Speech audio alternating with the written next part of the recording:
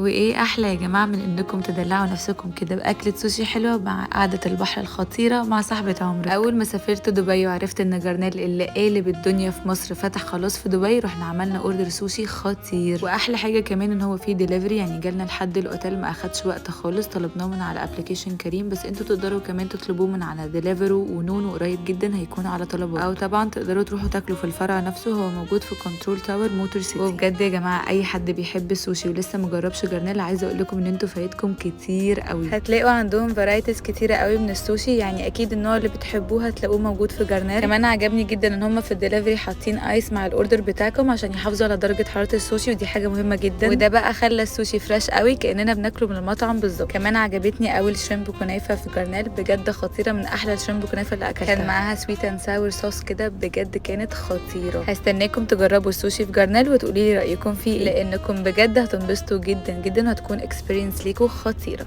يلا باي باي.